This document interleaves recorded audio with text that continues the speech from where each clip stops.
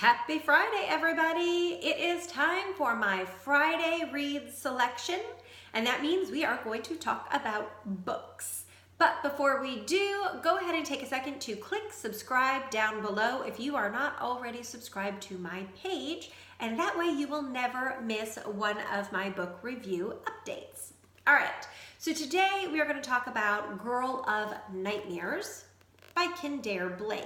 This is the second book in the Anna Dressed in Blood duology, two-book series. Last week we talked about Anna Dressed in Blood. This week we are talking about Girl of Nightmares, which is also about Anna Dressed in Blood. Okay, if you watched last week's video, you know that I absolutely loved Anna Dressed in Blood. It was the ghost story I had been hoping for.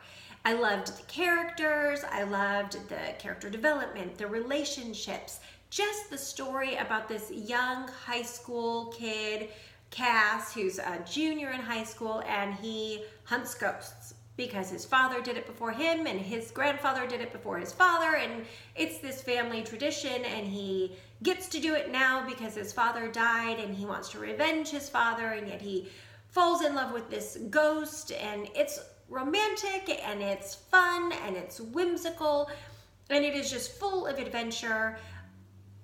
Kids who you would not normally put together as friends become friends, and he finds his tribe even though most of his life he has been alone. That was the first book. But now we're going to talk about Girl of Nightmares. Let me go ahead and read the back for you. It's been months since the ghost of Anna Karlov opened the door to hell in her basement and disappeared into it. But ghost hunter Cass Lowood can't move on. His friends remind him that Anna sacrificed herself so that Cass could live, not walk around half dead pining for her. He knows they're right, but in Cass's eyes, no living girl he meets can compare to the dead girl he fell in love with. Now he's seeing Anna everywhere, sometimes when he's asleep and sometimes in waking nightmares. But something is very wrong. These aren't just daydreams. Anna seems tortured, torn apart in new and ever more gruesome ways every time she appears. Cass doesn't know what happened to Anna when she disappeared into hell, but he knows she doesn't deserve whatever is happening to her now. Anna saves Cass more than once, and it's time for him to return the favor. That is Girl of Nightmares. Okay, so let's talk Girl of Nightmares. This is the second book in the two-book duology, which I said before, and if you watched last week's video, you know that I loved the storyline. I loved the character development, the relationships between the character. I loved the excitement and the drama and the adventure. It's not a romance, but that was in there. Of course, you could tell because he fell in love with the ghost, which is unlikely, but hey, whatever. In this book, it's months later, she's in hell, he's feeling regret, he's feeling guilty, he's feeling like he put her there and she doesn't deserve to be there, and he keeps seeing her and she's tortured, which is torturing him, and he wants to get her out. He wants to get the ghost he sent, or who sacrificed herself, out of hell and bring her back to be, I guess what, a ghost, because she's never going to be a person again. I felt like this story was just a bit rushed and not as well thought out. There was a lot of repetitiveness in it. Again, I love the characters, but Cass, who in the first book was so confident and strong and determined ghost hunter, and in this book, he kind of reminds me of a whiny kid. He complains a lot. He asks for help to do the same thing over and over. People keep telling him no. People keep telling him why it's not a good idea to walk through hell to find his ghost and bring her back. But he keeps saying it. It's the same thing over and over, very repetitive. I felt like maybe Blake didn't know where she was going with this story when she started writing it. And a lot of times as authors, we don't. We know a basic outline of where we want the story to go, but until our characters tell us where the story's going as we're writing, we don't always know. And I felt like maybe her characters weren't giving her a clear view of where they wanted to go, or maybe she knew the end but not quite how to get there. Doesn't make it a bad book. I still enjoyed it. It took me 3 days to read. That's it. It was a very fast read. Blake has a very fluid way of writing that makes you just continue and turn the pages, and then all of a sudden you're done. But I don't want to give away too many spoilers, but I will say this. I don't like when authors feel like there's a lead female character, and then all of a sudden we need to bring in this male character to save the day. I don't like it. In this book, I felt like it was the exact opposite. We have this great, strong lead character, this male character in book 1. In book 2, he becomes this whiny teenager who is tired of not getting his way. And then we bring in a new character.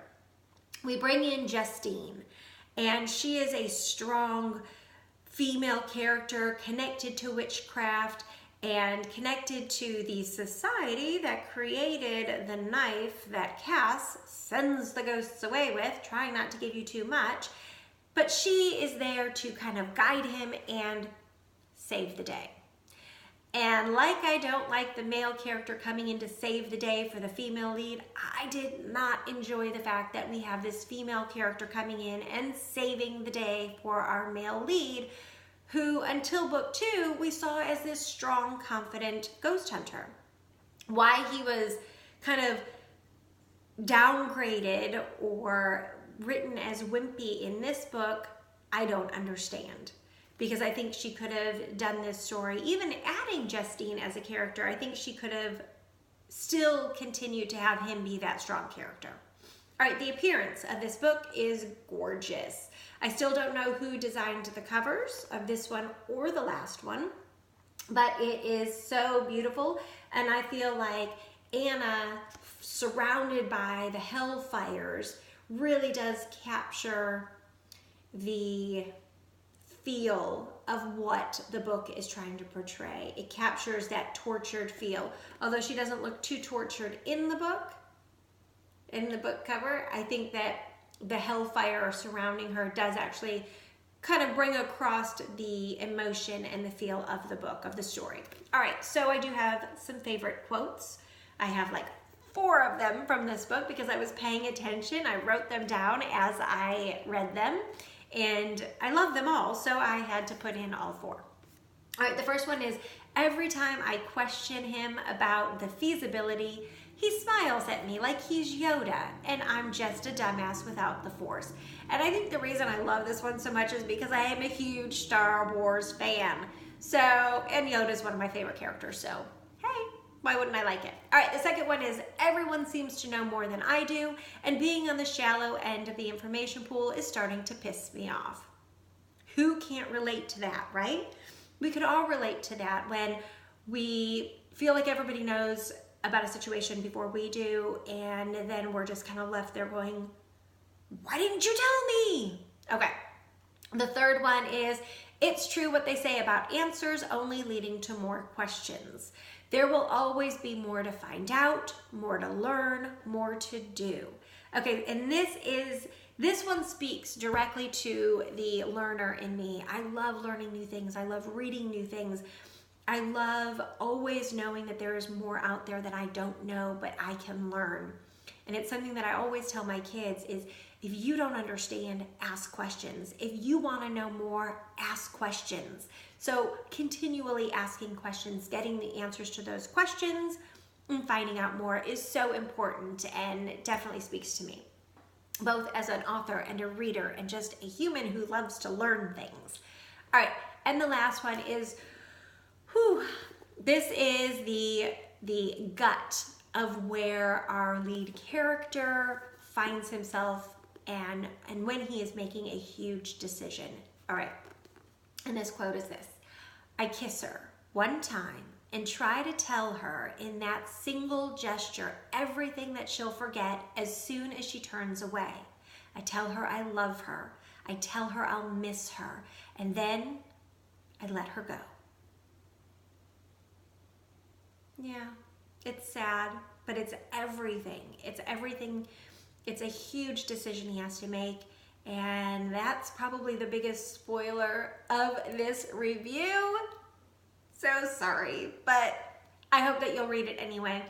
Again, I did not enjoy this one nearly as much as I enjoyed Anna Dressed in Blood, but I'm a sucker for a series, and if I start a series, I have to finish a series. So, book 2 of the Anna Dressed in Blood duology, A Girl of Nightmares. If you have not read Anna Dressed in Blood, you need to do it.